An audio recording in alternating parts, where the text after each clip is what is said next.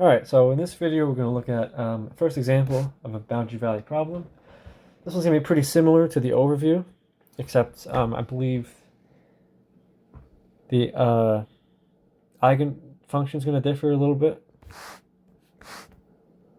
And we also have a boundary condition that is a derivative, and this is positive instead of negative. So now you might be wondering, well, we have y's here. We used x's before. Well, yeah, it doesn't matter. This is just what my textbook decided to use. So I just thought of it being written like this. If, per se, this is from the heat equation, although it could be, if we use negative lambda as a separation constant, this could easily end up being like this.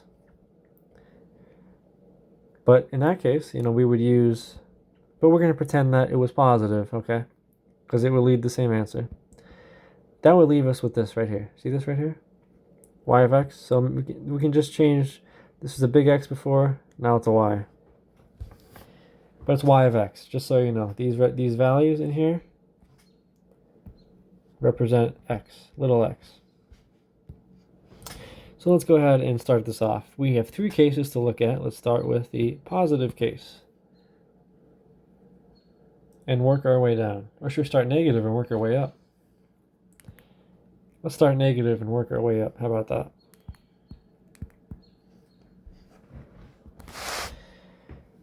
So if lambda's negative, then it has to be negative lambda squared. I'm going to kind of go fast through this one, through these examples, because I did a pretty comprehensive way on how to do this in my overview video. So if you want to look at that, check that out.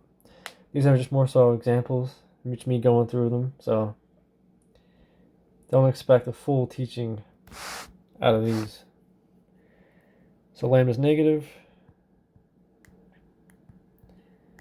Mu squared.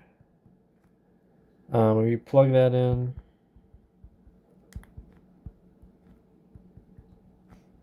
Solve the characteristic equation. That would just give us this.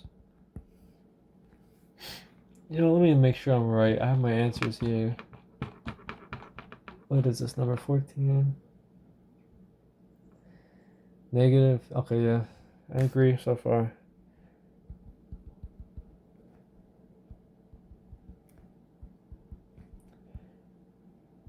Okay, so we have this. This is a general solution so far. Let's check out the first boundary condition. X is 0, so that's just C1. Wait. That should be C2 is equal to 0. Let's say this is this. That means we can rewrite y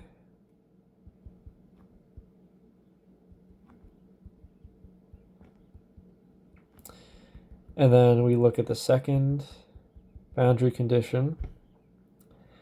That's also, we have to take the derivative of this, so that's negative mu c2 e to the mu x minus mu c2 e to the negative mu x equals 0.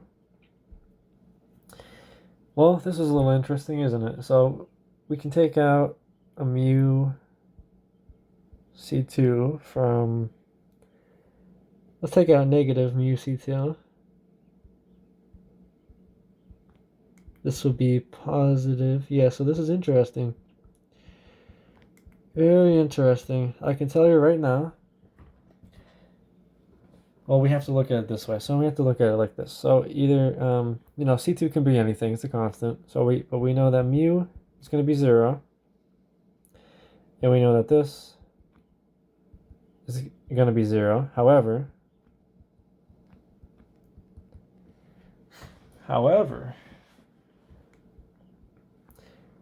does this ever equal 0? Let me do this in red. This never equals 0. Because if you plug in mu equals 0, this is going to be 2, right? Because it's 1 plus 1. So as you can see, it's always going to be non-zero, this portion here. So let's write it like this. Always going to be non-zero. Now because of that, we can just kind of ignore this term, basically, because it's kind of going to just combine with the C2. It's going to combine with the constant. No matter what the constant is, the constant times this is just going to be another value. Okay? It's going to be just a non-zero value, but however, mu, on the other hand, is on the outside there, just hanging out. So no matter what mu is times C2 and whatever else, mu is going to be 0. Because you divide 0 by C2 times this, mu is going to be 0. So because mu is 0, we're going to rewrite our y here. Y is going to be negative C2 e, that's it, because e to the 0 is 1, plus C2. That is equal to 0. That is a trivial y, because it equals 0. That's trivial. We don't want that, right? So let's go to the next case. Y is equal to 0. Sorry, lambda. That leaves us with y double prime equals 0. That leaves us with r is equal to plus minus 0, right? And then we have y equals, this is repeated roots, c2x. So then we use our y of 0. It's y of 0, right? Yep, equals 0. That is c1 equals 0. That leaves us with this right here. Y prime of pi is equal to C2, which is equal to 0. Can't even plug C2 in, pi in there, because you're just left with C2. If C2 is 0, then Y is 0. Then that is definitely trivial. Next one. Lambda, what didn't we do yet? Greater than 0. If this is the case, then it could be this, right? It has to be. So that way it's always positive. Plug that in.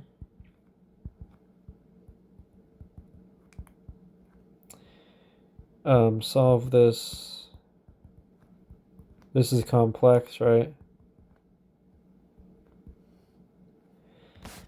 We do the shortcut for complex. C1 e to the 0 cosine mu x plus C2 sine mu x.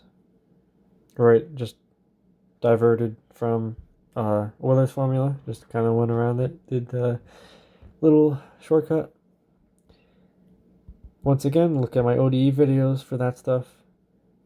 Oh man, it keeps zooming in on accident. It's so annoying. Okay. Y of 0. Sine of 0 is 0. That leaves us with this. Okay. That leaves us with this.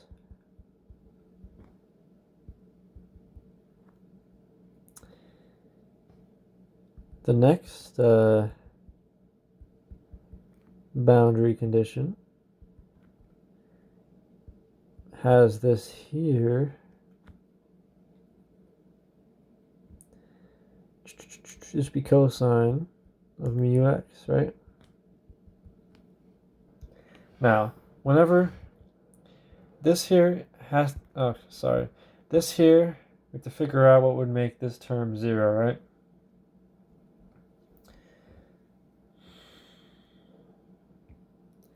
So what we could do, we could always say, this is 0, but the thing is about that's only one of the cases. Okay, sure, this could be 0, but if that's 0, then sine of 0 is 0, so then y is non-trivial. That wouldn't work, right? But we also have this one over here, so we can just go and take a look at this. So we have cosine.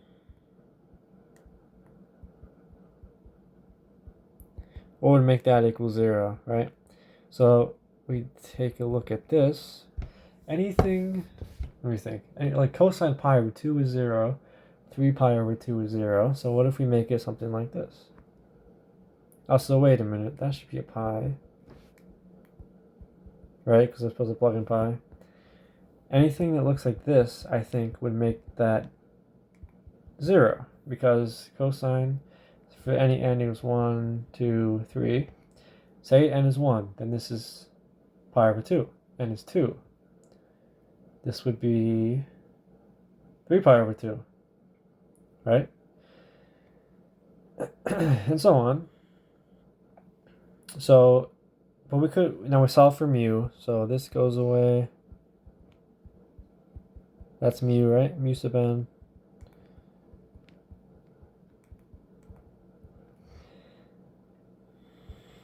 So then our eigenvalue is, let's take a look. So this is for greater than 0. So that's mu squared, right? So that's n minus 1 half squared.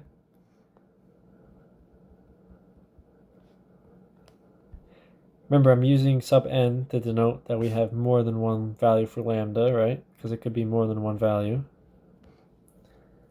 It's just a series. So then we have eigenfunction, the corresponding eigenfunction. And that would be this up here, right?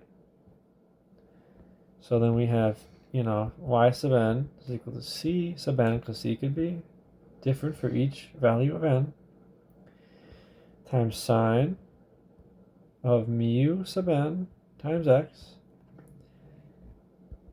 We plug in mu sub n.